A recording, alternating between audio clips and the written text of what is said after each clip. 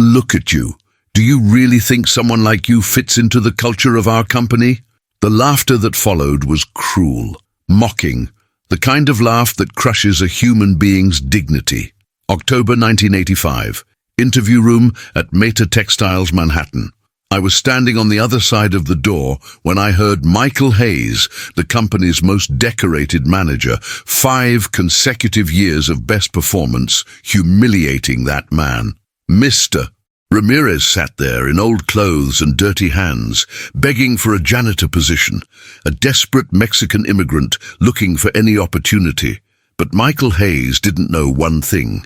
That poor immigrant was actually Raj Mehta, the billionaire CEO of Indian origin who owned everything around them, the company, the building, Michael's own position. Raj had spent 6 months transforming himself.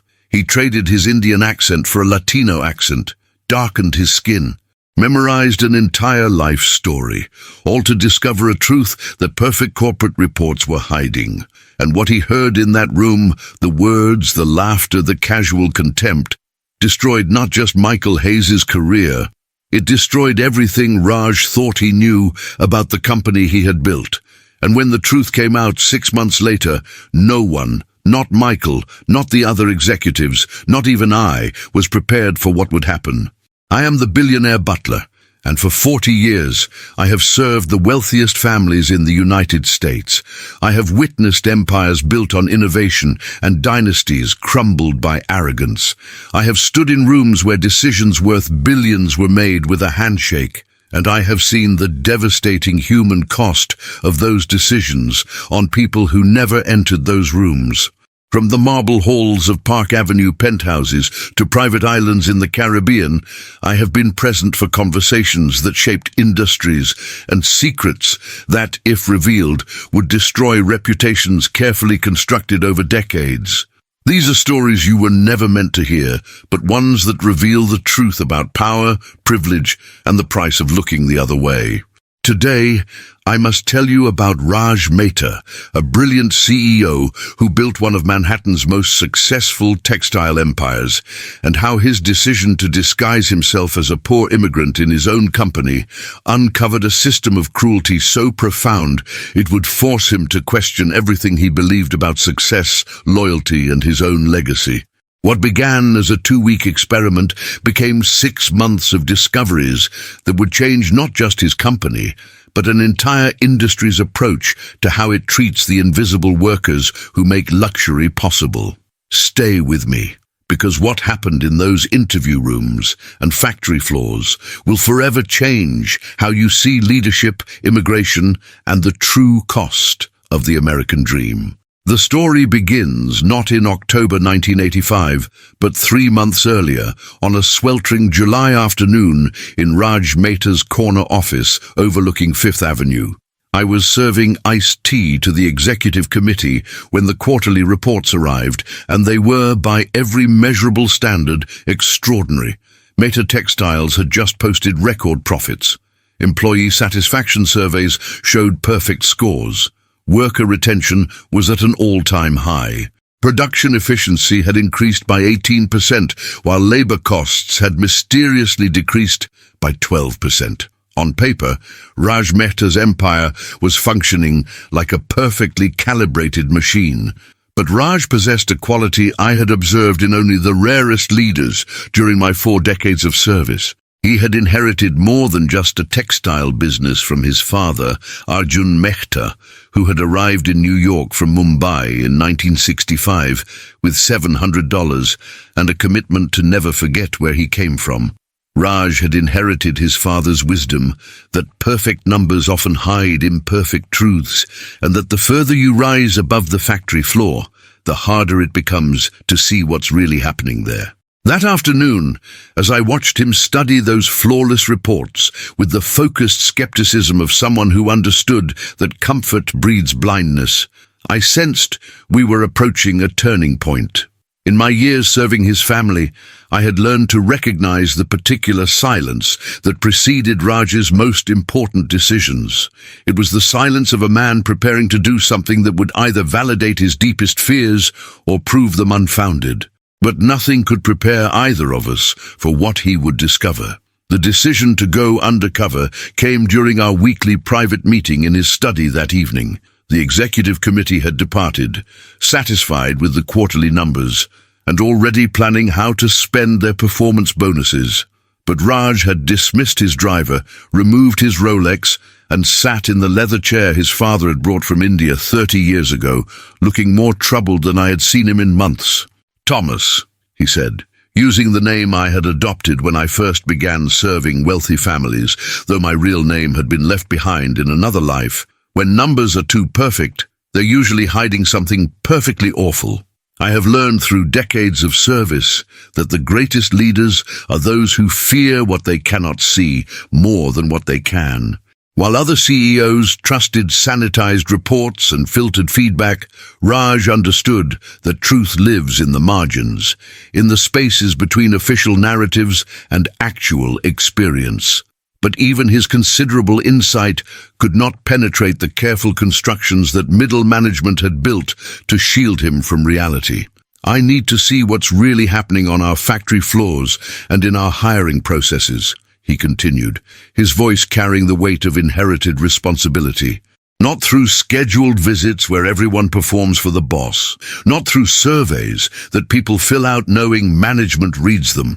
I need to experience what our workers experience, away from the protection of my name and position." The plan that emerged over the next several weeks was meticulous in its attention to detail and bold in its ambition. Raj would create a complete false identity as Miguel Ramirez, a 45-year-old undocumented immigrant from a small town in Oaxaca, Mexico. The background story was detailed enough to withstand casual scrutiny, but unremarkable enough to blend into the thousands of immigrant workers who formed the invisible foundation of New York's textile industry. But the transformation required more than just a fictional biography. Raj spent hours studying the speech patterns and body language of Mexican immigrants he encountered throughout the city. He practiced replacing his careful, educated English, traces of his Indian accent still present despite decades in America, with the uncertain English and Spanish accent of someone who had crossed borders and learned languages through survival rather than education. He let his carefully maintained beard grow unkempt. He bought clothes from thrift stores in neighborhoods he had never visited as a CEO, learning the precise level of wear that suggested poverty without performance. Most painfully, he practiced the posture of submission, the slightly bowed shoulders, the tendency to make himself smaller in rooms, the habit of lowering his eyes when speaking to people in positions of authority. As someone who had spent 20 years building an empire and commanding boardrooms, learning to embody powerlessness was perhaps the most difficult part of his preparation. I watched this transformation with a mixture of admiration and concern. Admiration for his willingness to undergo such a profound dissolution of the identity he had spent decades constructing. Concern, because I understood, even if Raj did not yet, that some truths once seen cannot be unseen, and some experiences once lived cannot be unfelt. On the evening of October 14th, as I helped him prepare for what he believed would be a 2-week investigation, Raj looked at his reflection in the mirror, and I saw something shift in his expression. The man staring back was no longer the confident CEO who commanded respect through competence and capital. He was Miguel Ramirez, desperate and diminished, exactly the kind of person who is everywhere and noticed by no one. "Thomas," he said quietly, speaking with the accent he had perfected, "what if I discover that the success I'm so proud of was built on suffering I was too comfortable to see? I have served enough powerful men to recognize the weight of prophetic questions." As I watched him leave his penthouse that evening, carrying a worn duffel bag and walking with the uncertain gait of someone who belongs nowhere, I knew I was witnessing the beginning of something that would either redeem or devastate him. Perhaps both. The offices of Meta Textiles Human Resources occupied the 3rd floor of a building that Raj owned but had not visited in over 2 years. Corporate headquarters, where he spent his days, existed in a different stratosphere entirely, connected to the operational floors only by elevators that executives rarely descended. This architectural separation was not accidental. It allowed leaders to make decisions about people they never had to see and workers to labor for men they knew only as signatures on policy memos. Miguel Ramirez arrived at 7:30 in the morning on October 15th, joining 17 other applicants waiting in a hallway that smelled of industrial cleaner and decades of deferred maintenance. The other applicants were all immigrants, most of them appearing to be Latino, a few Asian, all of them wearing the same expression of careful hope that Raj had practiced but was now experiencing authentically for the first time. What he noticed immediately was the silence. These were not people accustomed to taking up space or making demands. They sat with perfect stillness, as if invisibility was a survival strategy they had all mastered. No one made eye contact. No one spoke. The silence was not peace. It was the tension of people who had learned that any attention was potentially dangerous. The morning passed with excruciating slowness. One by one, applicants were called into interview rooms. Some emerged after 5 minutes, their faces revealing nothing but defeat. Others took longer, their expressions upon returning suggesting confusion or humiliation. No one spoke about what had happened inside those rooms. The silence was a form of protection, perhaps the only form available to people with no power. Raj's turn came at 11:45. His assigned interviewer was listed on the door as Michael Hayes, Senior HR Manager. Raj knew the name from reports. Hayes had been with the company for 8 years.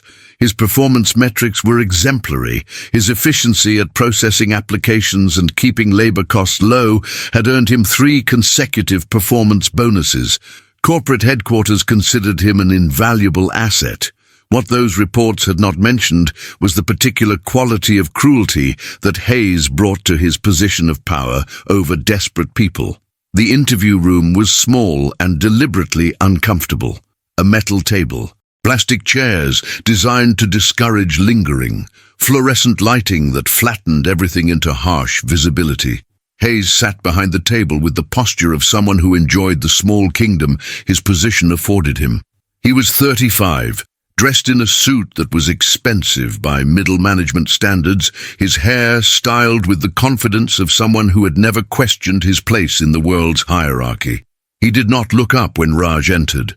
He was reviewing an application, though his eyes did not move in a way that suggested actual reading.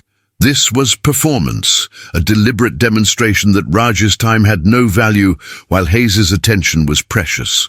Finally, Hayes looked up, and what Raj saw in that first moment of eye contact was something he would remember for the rest of his life. It was not just indifference, it was active contempt. The look of someone viewing not a fellow human being, but an inconvenience, a problem, something that needed to be processed and discarded as efficiently as possible. "Mr. Ramirez," Hayes said, pronouncing the name with a subtle mockery that made the syllables sound foreign and foolish. "You're applying for a janitorial position." "Yes, sir," Raj replied, keeping his voice quiet and his eyes appropriately lowered. "I am good worker, very hard working." Hayes leaned back in his chair, studying Raj with an expression that mixed amusement and disdain. Then he did something that would haunt Raj for months afterward. He smiled. It was not a smile of welcome or even professional courtesy. It was the smile of someone about to enjoy themselves at another person's expense. "Look at you," Hayes said, his voice carrying a tone of casual cruelty that suggested this was not his first time delivering such speeches. "Do you really think someone like you fits into the culture of our company?" The question hung in the air like a physical presence. Raj felt something crack inside his chest, not from the words themselves, but from the realization of what they represented. This was not a job interview. This was a ritual of humiliation, performed countless times before, refined through repetition into a system. Hayes was not finished. "Let me be honest with you, Mr. Ramirez. I've seen hundreds of people like you come through that door," He gestured toward the hallway where the other applicants waited. "You all have the same story. Came here for a better life, willing to work hard, grateful for any opportunity." His smile widened. "But what you don't understand is that desperation isn't a qualification. It's a liability." Raj kept his expression neutral, his training as Miguel Ramirez holding firm, even as his instinct as a CEO screamed to reveal himself and end this encounter. But he remained silent, and in that silence, Hayes found permission to continue. "You see, our company has standards. We provide premium textiles to premium clients. That means we need people who understand quality, who can represent our brand even in entry-level positions. And honestly, when I look at you..." Hayes made a show of scanning Raj from head to toe, his eyes lingering on the worn shirt, the scuffed shoes, the calloused hands. "I see someone who might work hard, but I don't see someone who gets what we're about here." Then Hayes did something that transformed this moment from cruelty into something worse. He laughed. It was not nervous laughter or uncomfortable humor. It was genuine amusement, the laughter of someone who found the situation entertaining, who took pleasure in the power imbalance and felt no shame about it. "I mean, come on," Hayes continued, still laughing. "Look at yourself. You really walked in here thinking you belonged. That's almost admirable. Delusional, but admirable." Raj sat perfectly still, his hands folded in his lap in the submissive posture he had practiced, while inside his mind recorded every word, every gesture, every casual inflection of Hayes's voice that revealed how comfortable he was with this particular form of violence. This was not an isolated incident or a bad day. This was Hayes's normal. This was how he treated people he perceived as powerless, and he did so with the confidence of someone who had never faced consequences. But what devastated Raj most in that moment was not Hayes's cruelty. It was the realization that Hayes felt comfortable performing this cruelty in a company that bore Raj's name, using policies that Raj had approved, within a culture that Raj had ultimately created through his distance and his trust in metrics over humanity. The interview ended with Hayes's dismissal, delivered with the same casual contempt that had characterized the entire encounter. "We'll let you know," he said, though his tone made clear that this was formality without substance. "Don't call us. If we need you, we'll reach out." Raj stood, maintaining Miguel's posture and effect, and walked toward the door. Just before exiting, he heard Hayes mutter something under his breath, too quiet to be accusatory, but loud enough to be heard. "Like we'd let someone like that anywhere near our premium operations." As Raj stepped back into the hallway, returning to the waiting area where other applicants still sat in their careful silence, he felt a transformation occurring that went beyond his disguise. Something fundamental had shifted in his understanding of the empire he had built, the perfect quarterly reports, the exemplary efficiency metrics, the low labor costs and high retention rates. All of it, he was beginning to suspect, was built on a foundation of systematic humiliation and casual cruelty, hidden from his view by the very systems he had put in place to measure success. But the interview with Hayes was only the beginning. What Raj would discover over the next 6 months would prove far worse than one cruel manager. It would reveal that Hayes was not an aberration in the system. He was the system working exactly as designed. I was waiting in the parking garage when Raj emerged from the building 3 hours later. The other applicants had long since departed, their fates decided by interviews that lasted minutes but would affect their families for months. Raj's face carried an expression I had never seen in all my years serving him. It was not anger, though anger would come later. It was something closer to devastation. The look of someone whose fundamental assumptions about the world had been violently disproven. "Thomas," he said, his voice still carrying traces of Miguel's accent though we were alone, "I need to continue. 2 weeks won't be enough. I need to understand how deep this goes." I should have argued for caution. I should have reminded him that some truths are too heavy to carry, that proximity to suffering changes people in ways that cannot be undone. But I had learned long ago that certain decisions once made cannot be unmade by advice.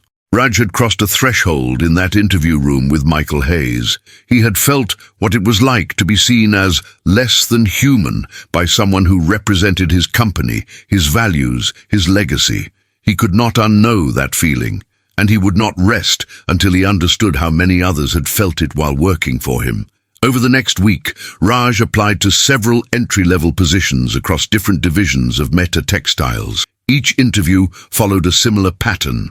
Different managers, different roles, but the same underlying dynamic of power casually wielded against powerlessness. Some were more subtle than Hayes, disguising their contempt in professional language and procedural rejections. Others were startlingly direct, treating Miguel with the kind of dismissive cruelty that suggested they felt no need to hide their disdain. But what struck Raj most forcefully was not the individual acts of cruelty. It was their systematic nature. These managers were not rogues acting against company policy. They were implementing the policy, following the unwritten rules that prioritized profit margins over human dignity, that treated immigrant labor as infinitely replaceable rather than infinitely valuable. The breakthrough came on October 23rd, 8 days after the interview with Hayes. Raj received a call on the prepaid phone he had purchased as Miguel Ramirez. The caller was Carmen Gonzalez, a shift supervisor in the textile processing division who had reviewed his application and wanted to offer him a position. Her voice carried none of the contempt Raj had encountered in previous interviews. Instead, she sounded tired and apologetic, as if she knew what she was offering and felt bad about it. "Mr. Ramirez, I can give you 40 hours a week at minimum wage, night shift, starting Monday. The work is hard, the conditions aren't great, but you'll be treated fairly by me at least. I can't promise the same from everyone else, but I try to run my floor with basic human decency." Raj accepted immediately, and as he ended the call, he felt a complex mixture of emotions. Relief at finally gaining access to the operational heart of his company, gratitude toward Carmen for her small gesture of humanity in a system that seemed designed to discourage it, and a growing sense of dread about what he would discover once he actually began working on those floors he had never visited, among workers he had never seen, in conditions he had never thought to question. The night before his first shift, Raj sat in his study, no longer as CEO but as Miguel, practicing the posture and mindset he would need to maintain for what he now understood would be months, not weeks. I helped him with final preparations, ensuring every detail of his disguise was perfect, every element of his cover story memorized to the point of automaticity.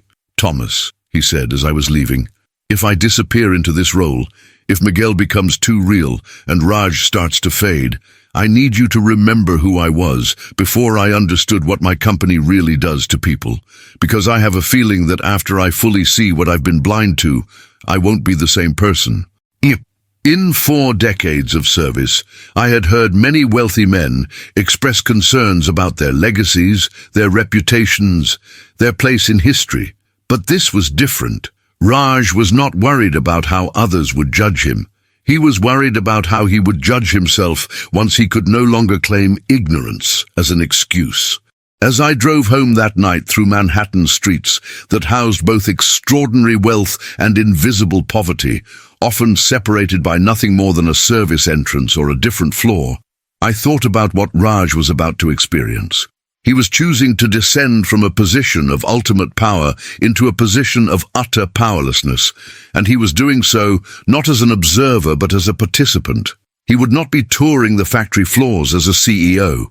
He would be working them as Miguel, subject to the same indignities, the same casual cruelties, the same systematic diminishment that he had unknowingly presided over. Some journeys change people in ways that cannot be predicted or controlled. As Raj Mehta prepared to become Miguel Ramirez in truth rather than merely in costume, I understood that we were both witnessing the beginning of a transformation that would reveal not just the failures of his company, but the failures of a system that allows good men to profit from suffering they never have to see. The truth was waiting for him on those factory floors, and the truth, I suspected, would be far worse than even his darkest imaginings. Monday, October 28th, 1985. Raj arrived at the Meta Textiles processing facility in Long Island City at 10:30 in the evening, 30 minutes before his midnight shift began. The facility was enormous, a converted warehouse that processed raw textiles into the premium fabrics that made Meta's reputation and fortune. During the day, when executives occasionally visited for scheduled inspections, the facility was clean, well lit, and carefully managed to present an image of professional efficiency. At night, it was something else entirely. The night shift workers, Raj quickly learned, were almost exclusively immigrants.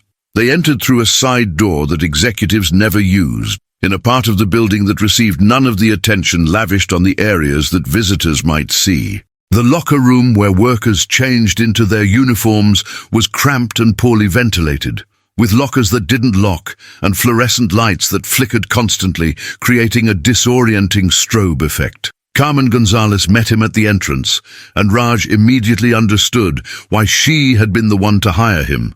She was in her mid-50s, Latina, with the bearing of someone who had worked hard her entire life and retained her dignity despite systems designed to strip it away. She looked at Miguel, and more importantly, she saw him, not as a problem to be processed or a cost to be minimized, but as a person deserving of basic respect. "Welcome to night shift, Mr. Ramirez," she said, pronouncing his assumed name with care and correct emphasis. "I won't lie to you. The work is hard and the pay is barely enough, but I run a fair floor. You work hard, I'll treat you right. You have problems, you come to me. Don't go to Hayes or anyone in corporate HR. They don't help people like us." The casual way she said, "people like us," including herself in the category of workers rather than management despite her supervisory role, told Raj everything he needed to know about the divide within his company. Carmen understood that her solidarity was with the workers, not with the executives who set policies from comfortable offices miles away from the factory floor. The orientation was brief and functional. Carmen showed him the emergency exits, the location of the first aid station, which was poorly stocked and clearly hadn't been inspected in months, and the bathroom facilities, which were in such poor condition that Raj felt ashamed knowing this existed in a building he owned. Then she led him to his workstation on the processing line.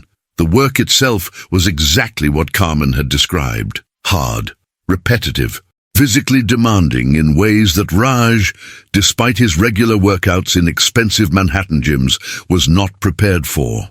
The processing line required standing for 8 hours with only 2 15-minute breaks and 1 30-minute meal period. The fabric moved continuously, requiring constant attention and quick reflexes. The machinery was loud enough that normal conversation was impossible, which meant that workers labored in isolation even while surrounded by others. But the physical difficulty was not what struck Raj most forcefully during those first hours of his first shift. It was the invisibility. As Miguel, he was completely unseen by the facility managers who occasionally walked through, inspecting production numbers, but never making eye contact with the workers who generated those numbers. He was a function, not a person. A unit of labor measured in output per hour, not in humanity or dignity, or the simple acknowledgement that he existed as something more than a mechanism for producing profit. Around 3 in the morning during his first break, Raj sat in the break room and observed his fellow workers. Most were too exhausted to speak. They ate quickly, mechanically, food brought from home because the vending machines offered nothing nutritious and everything expensive. A few slept sitting up, having perfected the skill of finding rest in 15-minute increments. No one laughed, no one joked. The break room was not a place of relief, but merely a temporary pause in labor. Raj noticed a man in his 60s, Latino, with hands that shook slightly from years of repetitive strain. He was eating a small sandwich very slowly, making it last the entire break. When the supervisor, not Carmen but a younger man named Rodriguez, passed by, The older worker immediately straightened his posture and looked down at the table, a subtle gesture of submission so ingrained it appeared automatic. This, Raj realized, was what his perfect quarterly reports had measured as employee satisfaction and optimal labor efficiency. This exhaustion, this invisibility, this casual diminishment of human beings into units of production. The surveys had shown high satisfaction because workers who need their jobs to survive will tell you whatever you want to hear. The efficiency metrics had improved because workers frightened of being replaced will push themselves beyond sustainable limits. The truth had been in his reports all along. He had simply never learned to read the language of suffering, hidden within the language of profit. As his first shift ended at 8 in the morning, Raj walked out into the October dawn, feeling a bone-deep exhaustion that went beyond physical tiredness.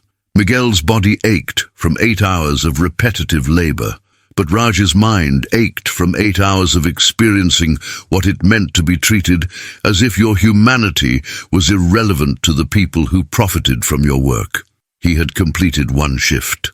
He had 5 months and 29 more shifts ahead of him before the truth would fully reveal itself. And the truth, he was beginning to understand, would demand nothing less than the complete dismantling and reconstruction of everything he had built. The second week of night shifts brought revelations that deepened Raj's understanding of the systematic nature of the exploitation he was witnessing. It was not simply that conditions were poor or pay was inadequate, though both were true.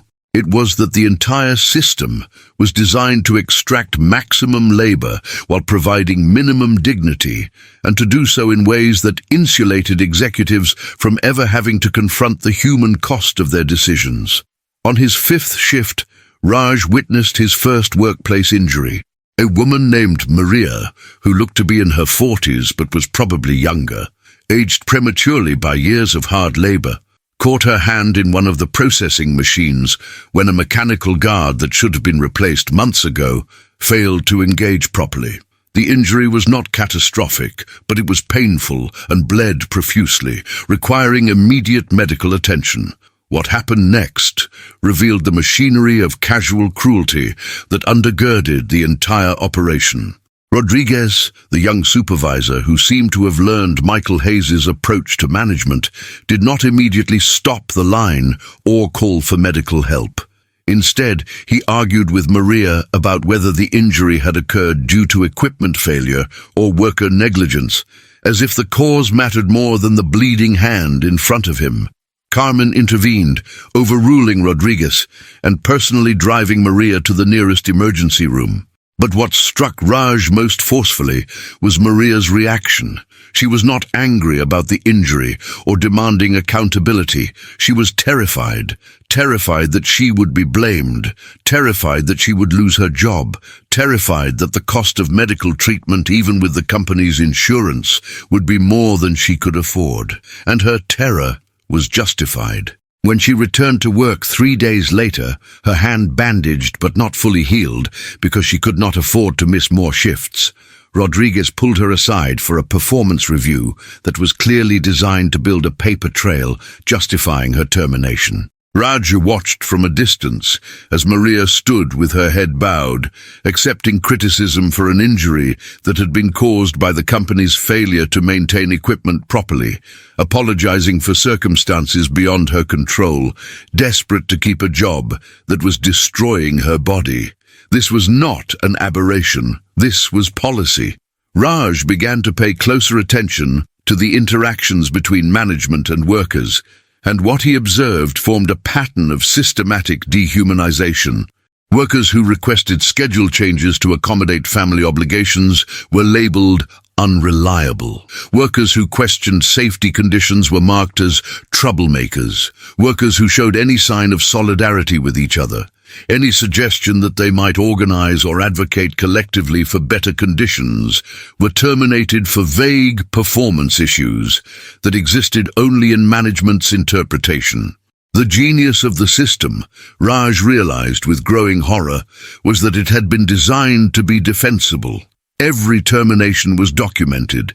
Every negative performance review was recorded.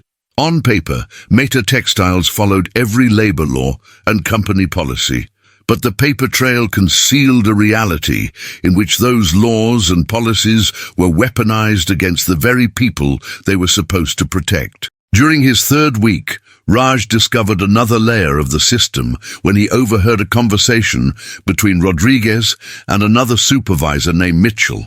They were discussing labor costs and bragging about how they had reduced expenses by reclassifying full-time workers as part-time, which eliminated their eligibility for health insurance and other benefits. The reclassifications were justified through manufactured performance issues, but the real reason was simple profit optimization. "Hayes taught me this," Rodriguez said with evident pride. "You don't fire people directly. You make their situation uncomfortable enough that they quit. Then you hire someone new at entry-level rates, and the cycle starts over. Labor costs stay low. Turnover looks normal on paper, and corporate never has to know how we actually manage efficiency." Michael Hayes. The name kept appearing, not as an isolated bad actor, but as a teacher, a mentor, someone whose approach to managing vulnerable workers had been systematized and spread throughout the organization. Raj felt a cold rage building as he understood that Hayes was not an aberration, but an architect, someone who had created a reproducible model for extracting maximum value from desperate people while maintaining plausible deniability. But what devastated Raj most was realizing his own complicity. He had rewarded Hayes with bonuses and promotions. He had praised the efficiency metrics without questioning their human cost. He had created a culture that valued profit over people, and then he had been surprised when managers optimized for profit by treating people as disposable. The system was not broken. The system was working exactly as he had designed it, even if he had been too comfortable to see what his design actually meant in practice. By the end of October, Raj had settled into a routine as Miguel that felt increasingly real and decreasingly like performance. He woke in the small apartment he had rented in Queens, a place so different from his Park Avenue penthouse that it might as well have existed on a different planet. He ate simple food because it was all Miguel could afford. He took the subway to work because Miguel had no car. He submitted to the casual indignities of the workplace because Miguel had no power to resist them, and slowly, disturbingly, he began to forget what it felt like to be Raj Mehta. The confident CEO who commanded boardrooms and shaped industries felt like a distant memory, replaced by the immediate reality of Miguel Ramirez, a man whose entire existence was defined by his powerlessness and the constant grinding exhaustion of survival. On Halloween night, a moment occurred that would crystallize everything Raj had been learning and set in motion the events that would eventually force a reckoning. It was 3 a.m, and the night shift was at its lowest point of energy and morale. Workers moved through their tasks with the mechanical efficiency of people too tired to do anything but continue, their minds gone to whatever private spaces they retreated to in order to survive the night. Raj was working next to a woman named Rosa, who was 7 months pregnant and should not have been doing the physically demanding work the processing line required, but she needed the money and the company needed the labor, and so she continued to work despite the obvious toll it was taking on her body. Carmen had quietly tried to reassign her to lighter duties, but Rodriguez had overruled the decision, citing operational needs that were really just his unwillingness to adjust schedules or hire additional workers. At 3:15, Rosa stumbled and caught herself against the processing machine, one hand going to her stomach in obvious pain. Raj immediately moved to help her, breaking his carefully maintained cover of invisibility. He called for Carmen, helped Rosa to sit down, and stayed with her while Carmen assessed the situation.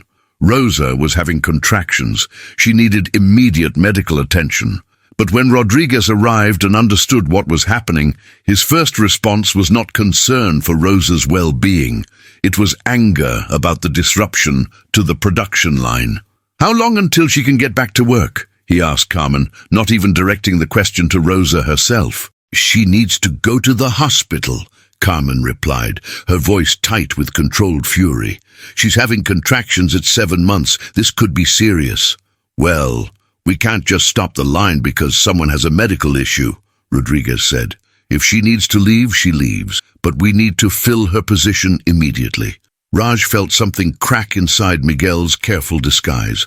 Before he could stop himself, before he could remember that he was supposed to be powerless, he spoke with an edge of authority that belonged to Raj Mehta, not Miguel Ramirez. "She's a human being who needs medical attention. The production line can wait." Rodriguez turned to look at Raj for the first time, really look at him, and what Raj saw in that moment was recognition of insubordination, a challenge to the natural order that Rodriguez had been trained to enforce. The silence that followed was heavy with potential violence, not physical but systemic, the violence of power casually wielded against anyone who dared question its legitimacy. "Mr. Ramirez," Rodriguez said slowly, "I don't remember asking for your opinion about how I run this floor. Maybe you should focus on your own work and let management handle management decisions." But Carmen intervened before the situation could escalate further. "Rodriguez, you're going to document that she needed medical attention and you refused it. That's a lawsuit waiting to happen. I'm taking her to the hospital. You can explain to corporate why the line stopped, or you can quietly cover her position and let this go." Rodriguez backed down, but not before fixing Raj with a look that promised consequences. Carmen drove Rosa to the emergency room, and production continued, with the remaining workers absorbing the additional load, because that was what the system required. No one complained, no one protested. They simply worked harder because they understood that resistance was futile and solidarity was risky. But the incident had shattered Raj's ability to maintain distance. He could no longer observe the system dispassionately, collecting evidence while remaining emotionally detached. He had intervened to protect Rosa, and in doing so, he had revealed that Miguel cared, that he retained some trace of dignity and defiance that the system was designed to eliminate. Rodriguez would not forget, and Raj's time operating invisibly within his own company had suddenly become much more complicated and dangerous. The next morning, as he left the facility in the grey pre-dawn light, Raj realized that his undercover investigation had crossed a threshold. He was no longer simply witnessing the system's cruelty. He was experiencing its targets painted on his back, understanding what it felt like to be marked as trouble, to have spoken up and know that consequences were coming but not knowing when or how severe they would be. He had 5 more months ahead of him before the final revelation, before the moment when everything would come together and force a reckoning. But in that moment, walking through the industrial landscape of Queens toward the subway that would take him to his small apartment, Raj understood that he had changed fundamentally. Miguel was no longer a disguise he wore. Miguel was becoming who he actually was, and Raj Mehta, billionaire CEO, was fading into memory like a dream from another life. The truth was revealing itself, slowly, painfully, irrevocably. And when the full scope of that truth finally emerged, neither Raj nor his company would survive unchanged. The days following Rosa's medical emergency brought a shift in the atmosphere on the night shift that Raj felt before he fully understood. Rodriguez began paying closer attention to Miguel, his presence a constant weight during the hours between midnight and dawn. It was not overt hostility, which would have violated the careful protocols of plausible deniability that management used to protect itself from accusations of discrimination. Instead, it was a subtle campaign of what could only be called managed discomfort. Miguel's work assignments became more physically demanding. His break times were scheduled irregularly, disrupting any chance for rest patterns to develop.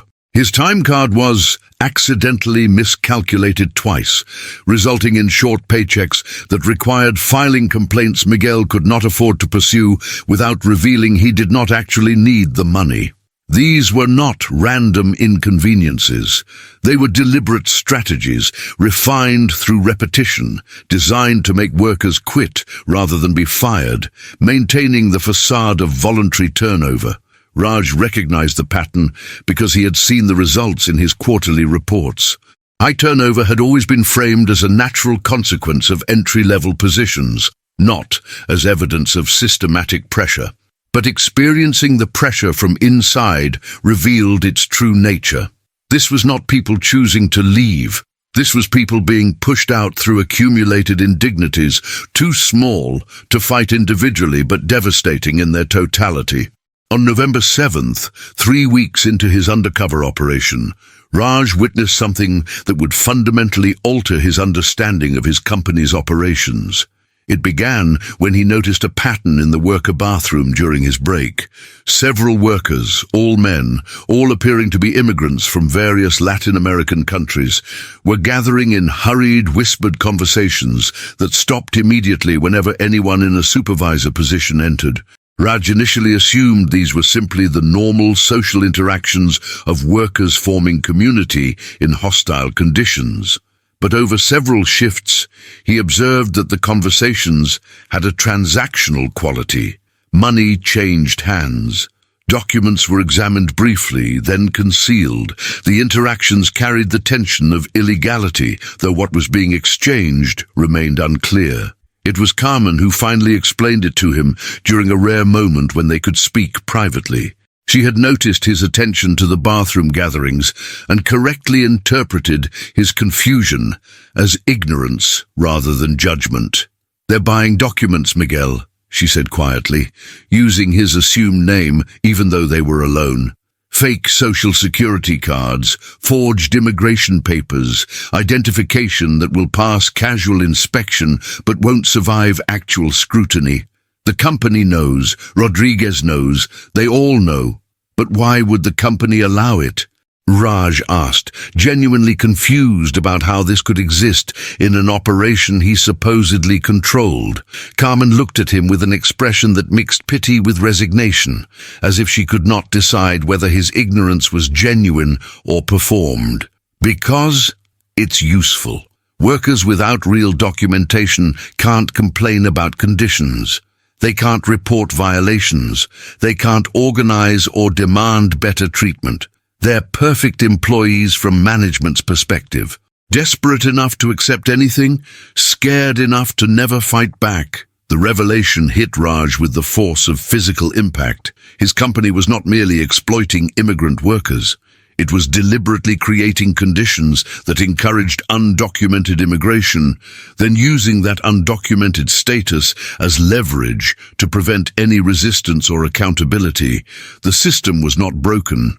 It was brilliantly engineered, assuming your goal was maximum profit extraction with minimum worker protection. "And Hayes?" Raj asked, already knowing the answer but needing to hear it confirmed. "Hayes runs the entire thing," Carmen said.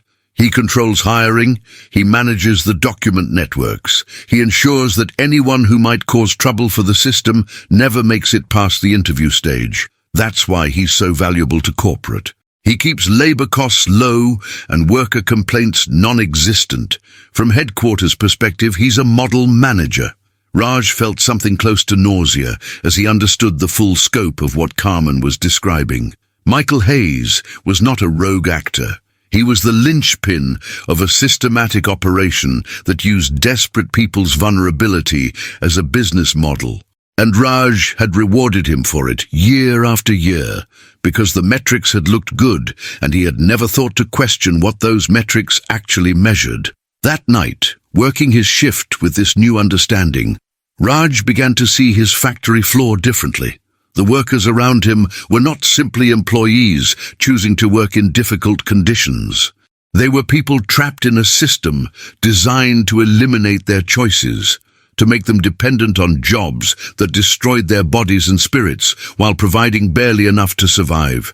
And they could not escape because the system had been carefully constructed to make escape impossible. The walls were not physical.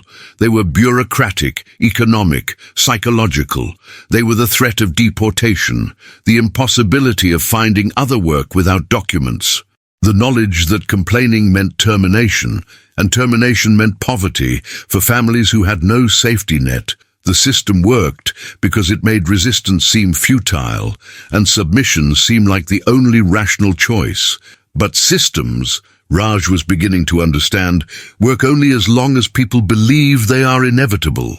Once you see the machinery clearly, once you understand that it was built by human decisions and could be changed by different human decisions, the illusion of inevitability dissolves. And Raj was preparing to shatter that illusion completely. By mid-November, Raj had gathered enough evidence to destroy Michael Hayes' career and expose the systematic exploitation that defined his company's operations. He had documented conversations, witnessed incidents, and experienced firsthand the machinery of casual cruelty that his quarterly reports had concealed behind pleasant euphemisms and impressive efficiency metrics. But something held him back from immediately revealing himself and ending his undercover operation. It was not simply the desire for more evidence or better documentation. It was a growing awareness that the problem went deeper than Hayes, deeper even than the specific policies and practices Raj had witnessed. The problem was cultural, systemic, woven into the very fabric of how his company, and perhaps the entire industry, approached the relationship between capital and labor. Firing Hayes would feel satisfying. It might even improve conditions temporarily, but it would not address the fundamental question that Raj could no longer avoid. How had he built a company where someone like Hayes could thrive? What about his leadership, his values, his decisions had created the conditions where systematic cruelty could flourish unchallenged for years? These questions had no easy answers, but they demanded honest engagement, and Raj had committed himself to remaining undercover until he fully understood not just what was wrong, but why it had gone wrong, and how deeply the rot extended. The answer to that final question came in late November, during an incident that would prove to be the turning point of Raj's entire investigation. It began when a new worker joined the night shift, a young man named Diego, who appeared to be no more than 19 or 20 years old. Diego was nervous, clearly new to factory work, struggling to keep pace with the production line's demands. Rodriguez watched him with the expression of a predator identifying vulnerable prey, and Raj felt a familiar dread building as he recognized the pattern about to unfold. During the first break, Rodriguez pulled Diego aside for what was framed as helpful advice, but was actually a carefully calibrated intimidation session. Raj positioned himself close enough to hear the conversation while maintaining the appearance of not paying attention. "Listen, kid," Rodriguez said, his voice carrying false friendliness that barely concealed contempt. "You're slow. I mean really slow. At this rate, you're not going to make it past the probation period, but I might be able to help you if you're smart about it." Diego looked confused and frightened, clearly not understanding what Rodriguez was suggesting. "I will work harder, sir. I promise. I just need time to learn." "Oh, that's not what I'm talking about," Rodriguez continued, dropping his voice lower. "See, there are ways to make things easier around here, ways to ensure you don't have problems with scheduling or documentation or any of the headaches that usually come with this kind of work. But it requires understanding how things really work, not just what the official policies say." Raj felt his hands clench into fists as he realized what Rodriguez was doing. He was recruiting Diego into the document fraud network, not as someone selling papers, but as someone who would become dependent on Rodriguez's protection and therefore controllable through that dependency. It was brilliant in its cruelty, creating loyalty through manufactured vulnerability. But Diego, either braver or more naive than Rodriguez expected, refused the offer. "No, thank you, sir. I just want to do my work and get paid fairly." Rodriguez's expression hardened immediately. The false friendliness evaporated, replaced by open hostility. "Fair, kid, you have no idea where you are or how things work here, but you'll learn. Everyone learns eventually." Over the next week, Diego received the same treatment that Raj had experienced after defending Rosa: impossible assignments, irregular scheduling, constant criticism for minor infractions, while more significant mistakes by workers who played along with the system were ignored. Diego endured it with the kind of quiet dignity that suggested he had survived worse, but Raj could see the toll it was taking. On December 3rd, the situation escalated. Diego was working near a particularly dangerous piece of machinery, one that Raj had noticed weeks earlier should have been replaced or at least repaired. The safety mechanisms were failing, and it was only a matter of time before someone got hurt. That someone turned out to be Diego. The machine malfunctioned while he was clearing a jam, and his arm was caught in the mechanism before he could pull back. The injury was serious, requiring immediate medical attention and likely surgery to prevent permanent damage. Rodriguez's response was chilling in its calculated cruelty. Instead of calling for emergency medical help, he spent precious minutes documenting that Diego had violated safety protocols, that he had been warned about proper procedures, that the injury was entirely his fault, and the company bore no responsibility. Carmen arrived before Rodriguez could complete his performance, immediately calling an ambulance and documenting everything with her phone, creating a counter-narrative to Rodriguez's carefully constructed blame-shifting. But the damage was done. Diego had been hurt working on defective equipment that management knew was dangerous, and the company's first instinct had been to build a legal defense rather than provide aid. As the ambulance arrived and paramedics worked on Diego's injured arm, Raj felt something inside him break permanently. He had seen enough. He had understood enough. The time for observation had ended. The time for action had arrived. But he would not act impulsively or emotionally. He would act strategically, with the full force of his authority as CEO and the full weight of the evidence he had gathered as Miguel. And when he acted, he would ensure that the entire system, not just individual actors within it, would face accountability. That night, after his shift ended, Raj returned to his penthouse for the first time in 6 weeks. Thomas was waiting, and the expression on his face suggested he had been deeply worried about how long Raj had remained immersed in Miguel's life. "Sir," Thomas said, using the formality that had defined their relationship for years, "I believe it may be time to end this investigation. You have more than enough evidence to take action." Raj stood at the window overlooking Manhattan, still wearing Miguel's clothes, still carrying Miguel's posture and mannerisms.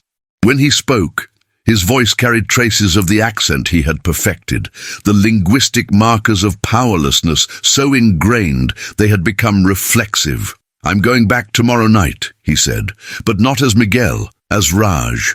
It's time for everyone to learn who has been working on that factory floor for the past 6 weeks, and it's time for Michael Hayes to understand exactly what he has done." Thomas nodded slowly, understanding that what was about to happen would be both necessary and devastating. "How will you do it?" Raj turned from the window, and Thomas saw in his expression something that had not been there before Raj had descended into Miguel's world. It was not anger, though anger was present. It was moral clarity, the kind that comes from direct experience of injustice rather than abstract knowledge of it. "I'm going to call an emergency all-staff meeting for tomorrow night, midnight, when everyone is present for the shift change. Hayes will be there. Rodriguez will be there. Every manager who participated in this system will be there. And I will tell them exactly what I experienced and what I witnessed and what will change, starting immediately." "And Hayes?" Thomas asked, knowing that the specific fate of the man who had architected so much suffering was important not just legally, but morally.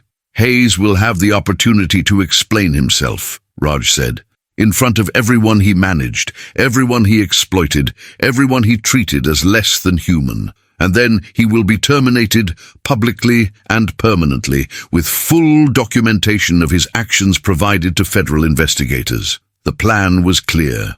The moral foundation was solid. But Thomas, who had served powerful men long enough to understand the gap between intention and execution, felt compelled to ask one final question. "Sir, are you prepared for what this will cost you? Once you reveal what you discovered, once you acknowledge that your company operated this way under your leadership, you will face legal liability, reputational damage, and scrutiny that will be uncomfortable at best." Raj's answer came without hesitation. "I'm prepared to pay whatever it costs. Because the alternative is continuing to profit from suffering, I now understand completely, and that's not a price I'm willing to pay anymore." The next evening, December 4th, 1985, began like any other night shift. Workers arrived through the side entrance, changed in the inadequate locker rooms, and prepared for 8 hours of labor that would exhaust their bodies while barely compensating their time. Management circulated through the facility with their clipboards and performance metrics, measuring productivity without ever measuring humanity. But at 11:45, 15 minutes before the official start of the midnight shift, something unprecedented occurred. The facility's PA system, usually reserved for emergency announcements and production updates, crackled to life with a message that made everyone stop and look up in confusion. "Attention all staff. There will be a mandatory all-hands meeting in the main production area at midnight. All workers, all supervisors, all management personnel are required to attend. This is not optional. Repeat, this is not optional." The announcement was signed not by Rodriguez or Carmen or any of the usual supervisory staff. It was signed by Raj Mehta, CEO, a name that many workers recognized from paychecks and company communications, but a person that no one on the night shift had ever seen. Michael Hayes, who had arrived for one of his periodic inspections, designed to reinforce his authority over the facility, felt a cold dread settle into his stomach. He had not been informed of any CEO visit. This was not on any schedule. Something was wrong, though he could not yet identify what or how severely wrong it might be. At precisely midnight, the production floor was filled with hundreds of workers, supervisors, and managers who had been pulled from their various duties and responsibilities. The machinery stood silent for the first time in years, the sudden quiet somehow louder than the usual cacophony of industrial production.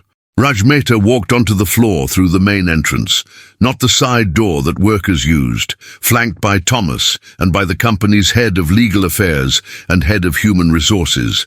But what shocked everyone into complete silence was not the presence of the CEO or the seriousness of his entourage. It was that Raj was wearing Miguel's clothes, the worn work shirt, the scuffed shoes, the identification badge that read Miguel Ramirez, where it should have read Raj Mehta, CEO. Hayes felt the blood drain from his face as he began to understand what had happened. But even in his worst imaginings, he could not have predicted how thoroughly his world was about to collapse. Raj walked to the center of the production floor and stood where everyone could see him.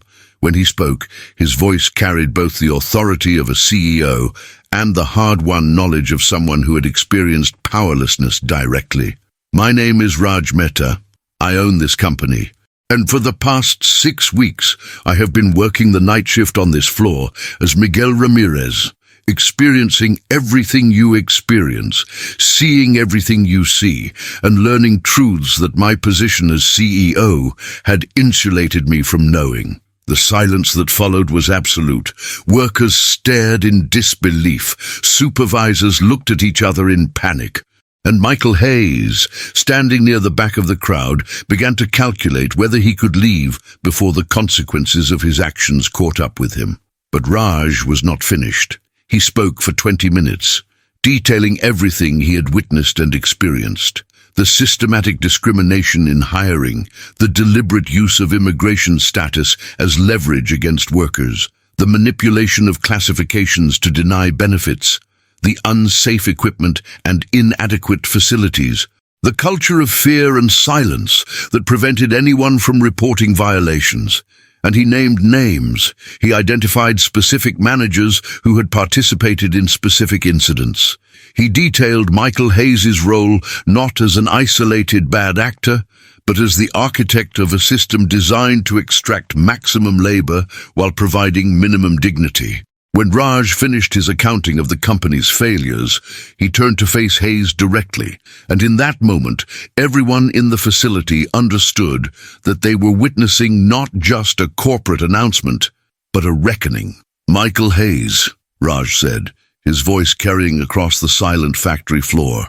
"You interviewed Miguel Ramirez 6 weeks ago. Do you remember what you said?" Hayes, trapped by the crowd and by the presence of legal counsel who would document everything said, had no choice but to respond. "I conduct many interviews. I don't recall specific conversations." "Then let me remind you," Raj continued. "You told Miguel, and I quote, 'Look at you. Do you really think someone like you fits into the culture of our company?' You laughed. You mocked his desperation. You treated his humanity as irrelevant to his suitability for a janitorial position in a building he actually owned."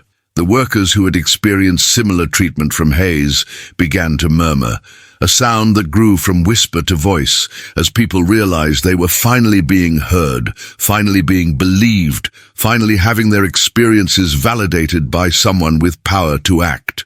"But that interview was not an isolated incident," Raj continued, his voice rising not in volume, but in moral weight.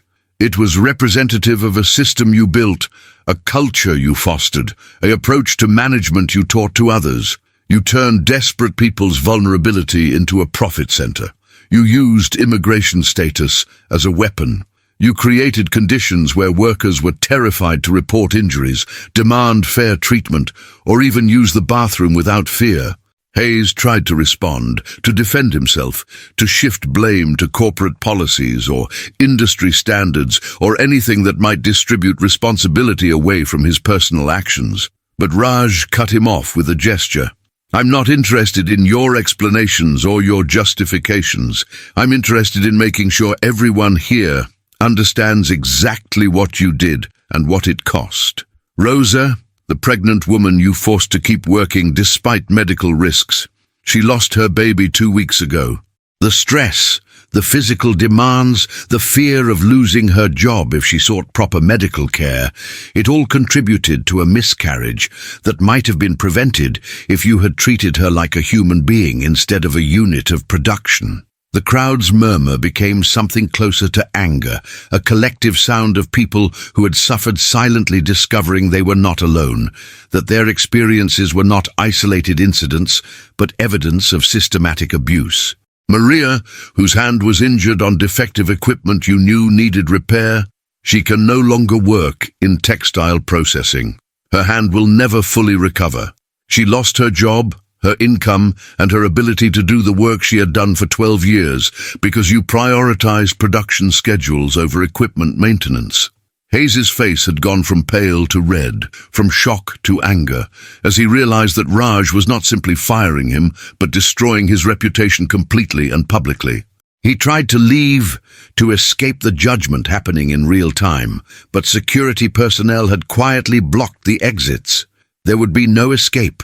No opportunity to reframe the narrative, no chance to control the damage. "And Diego," Raj continued, "the young man whose arm was nearly destroyed 2 days ago by machinery you knew was dangerous.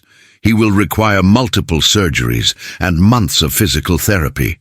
He will likely never regain full use of his arm. And your response before Carmen intervened was to document his supposed violations of safety protocols rather than call for emergency medical help."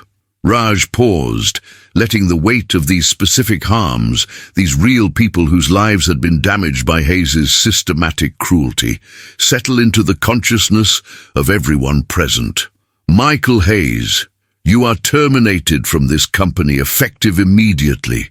You will never work in any capacity for Meta Textiles again.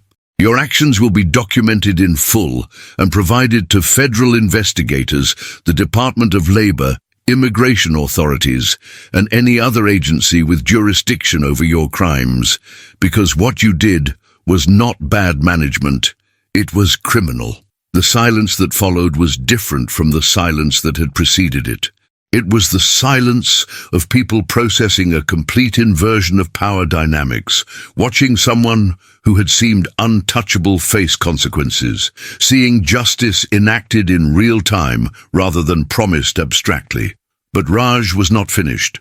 The confrontation with Hayes was necessary, but it was not sufficient. The system had to change, not just the people operating within it. "To everyone who works here," Raj said, turning away from Hayes to address the workers directly. "What happened to you was not your fault. You did not deserve to be treated this way.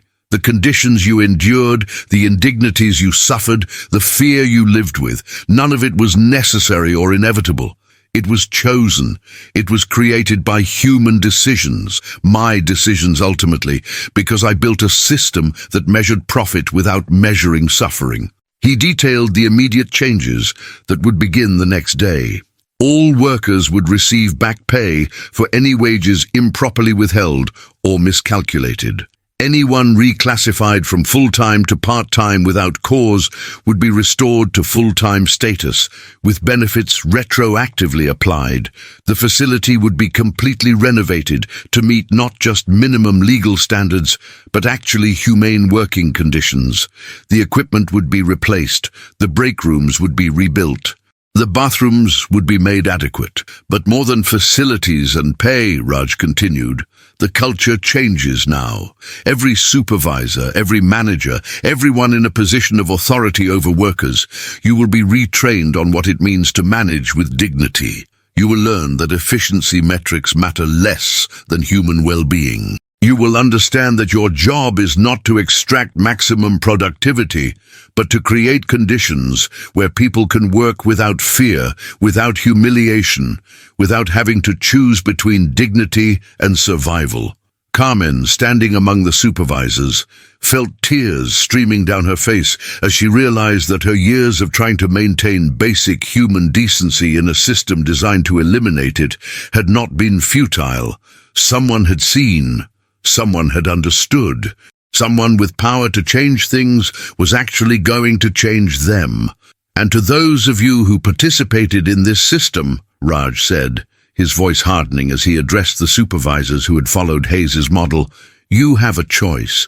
You can learn a different way of leadership, one that respects rather than exploits, one that protects rather than endangers, or you can leave. But if you stay, understand that I will be watching.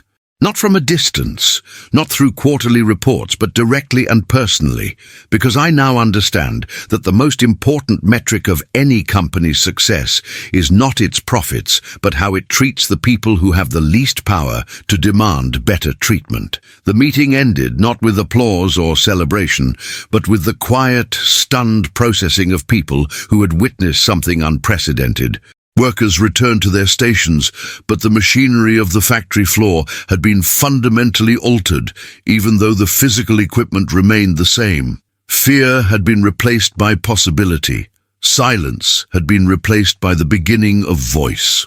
Michael Hayes was escorted from the building by security, his access revoked, his career in aviation destroyed, his reputation permanently shattered. He would face federal charges. He would never work in management again.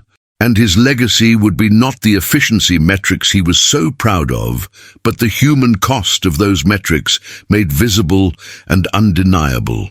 As dawn broke over Queens, ending the night shift that had changed everything, Raj stood on the factory floor, wearing Miguel's clothes and feeling the weight of both identities simultaneously. He was the CEO who had built a profitable empire. He was also the immigrant worker who had experienced that empire's cruelty directly. Both truths were real. Both identities were him. And moving forward, he would have to lead from the knowledge that came from holding both perspectives without allowing the comfort of one to erase the lessons learned in the other. Thomas found him there as workers were leaving, many of them stopping to speak to him, to thank him, to share their own stories now that they believed those stories would be heard. Rosa approached, her pregnancy loss still a raw wound, but her presence a testament to survival, and she said simply, "Thank you for seeing us, for remembering we're human." That, Raj understood, was both the simplest and most profound responsibility of anyone with power. To see, to remember, to never allow distance or comfort to erase the humanity of people whose labor makes luxury possible. The transformation of Mehta Textiles would take years. Some changes could be implemented immediately, facilities upgraded, and policies rewritten within months. But cultural change, the deep shift from a system that viewed workers as costs to be minimized to one that viewed them as humans, whose dignity mattered as much as their productivity, that would require sustained commitment and constant vigilance. Raj knew he could not do it alone. He promoted Carmen to Vice President of Worker Relations, giving her authority to override any supervisor who reverted to old practices. He established an independent worker council with real power to investigate complaints and recommend policy changes. He implemented open-door policies that were not merely symbolic, but backed by structural protections, ensuring workers could speak without fear of retaliation. Most radically, he began quarterly sessions where he worked anonymous shifts on the factory floor, maintaining his practice of experiencing the company from the perspective of those with the least power. It was not performance or theater, it was commitment to never again losing sight of the human cost of business decisions made in comfortable offices far from the production line. The industry response was mixed. Some competitors saw Mehta's reforms as a threat, an implicit criticism that raised uncomfortable questions about their own practices. Others quietly began implementing similar changes, recognizing that what Raj had exposed was not unique to his company, but endemic to an entire system. Federal investigators, armed with the evidence Raj provided, launched a comprehensive investigation into labor practices across the textile industry. Michael Hayes became the public face of systematic exploitation, but the investigation revealed that Hayes-like figures existed in almost every major operation, their cruelty enabled by systems designed to maximize profit while minimizing accountability. 6 months after that December night when everything changed, Raj sat in his office reviewing financial reports that showed something his board of directors had warned him about. Profits had declined. The reforms, the facility upgrades, the wage increases, the better benefits, all of it cost money that directly impacted the bottom line. Shareholders were concerned. Some were actively hostile, arguing that Raj was destroying shareholder value for the sake of workers who were, in their view, easily replaceable. But other metrics told a different story. Worker retention had improved dramatically. Productivity, far from declining as predicted, had increased as people who felt respected worked harder and more efficiently than people who worked from fear. Quality had improved. Innovation had increased as workers felt comfortable suggesting improvements rather than remaining silent. Most importantly, the company's reputation had been transformed. Mehta Textiles was now known not just for luxury fabrics, but for ethical practices. Customers, particularly younger consumers who cared about social responsibility, actively sought out the company's products. The immediate cost of reforms was being offset by long-term competitive advantages that his previous system had made impossible. But Raj understood that these business justifications, while true, missed the fundamental point. The reforms were not valuable because they improved profits. They were valuable because they were right. Because human dignity matters whether or not it generates returns. Because some decisions cannot be justified by spreadsheets and should not have to be. 1 year after his time as Miguel Ramirez, Raj attended a ceremony that Thomas had organized. Though Raj had not known about it until the day itself, the facility had been completely renovated, transformed from a space designed to diminish workers into one designed to respect them. New equipment, adequate facilities, proper lighting and ventilation, break rooms that were actually comfortable. But the ceremony was not about the facilities.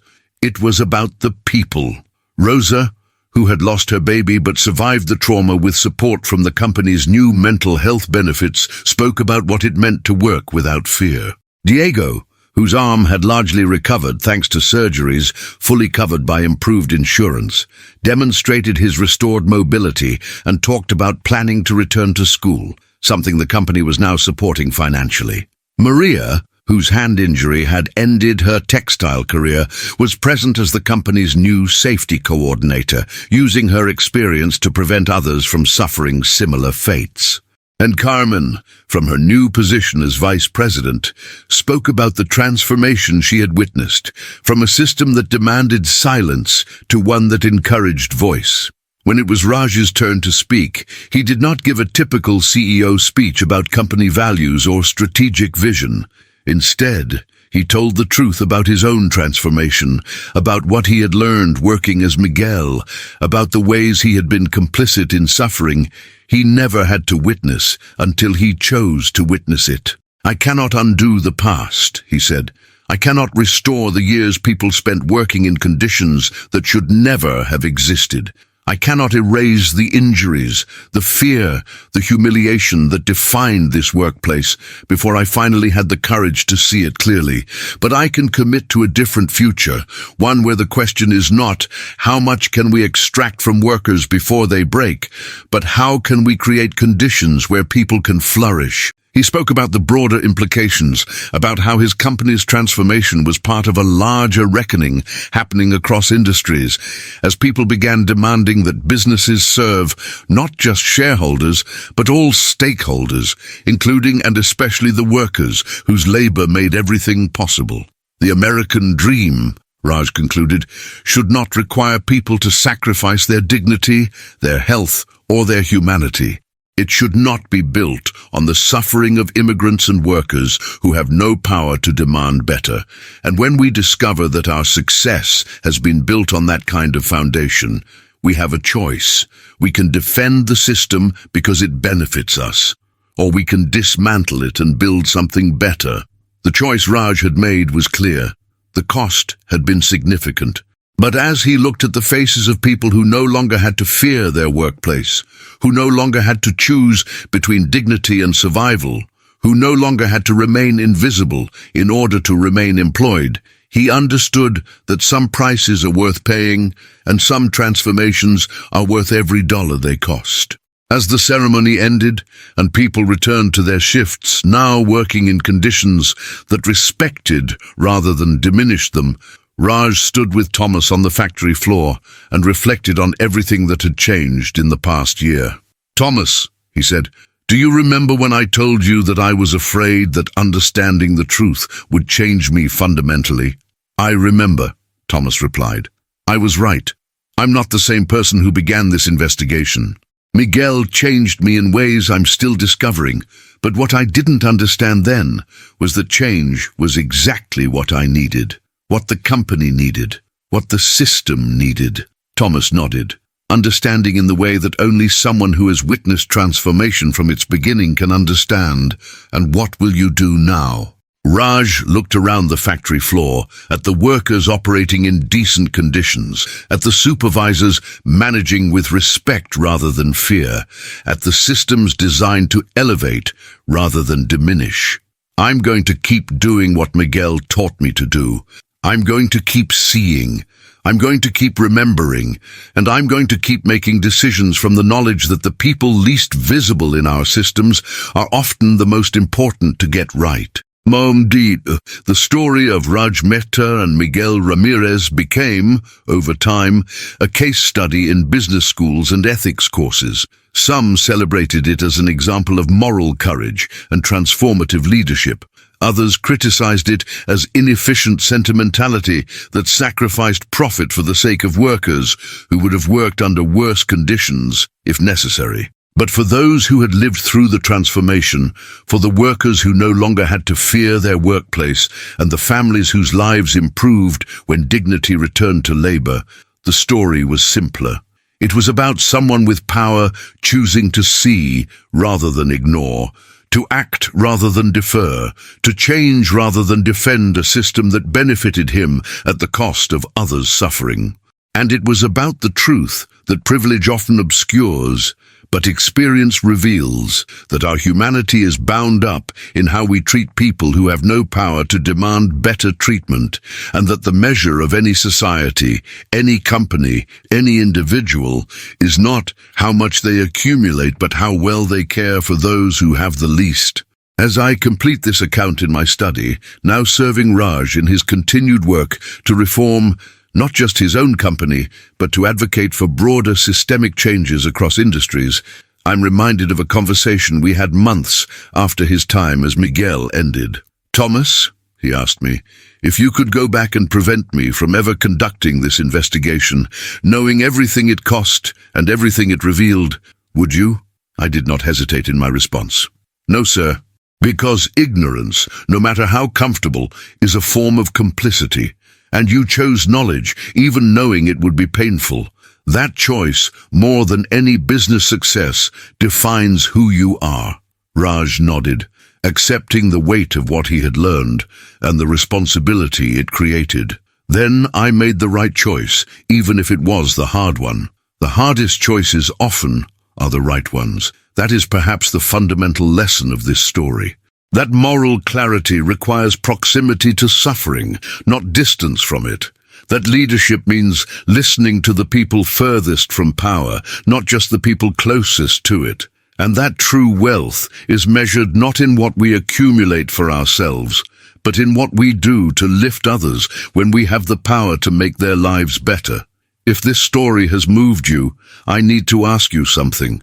In the comments below, tell me, have you ever witnessed injustice in your workplace and stayed silent? Or found the courage to speak up? Have you experienced what it's like to be invisible, to be treated as less than human by systems that profit from your labor?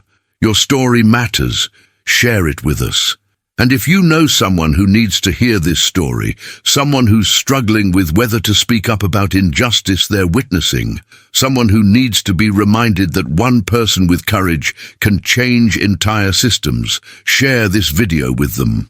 Sometimes the stories that change us are the ones we pass along. Until next time, remember, true leadership isn't measured in quarterly reports or profit margins. It's measured in how we treat people when we have power over them, and whether we use that power to elevate or to exploit. The choice, as always, is ours to make.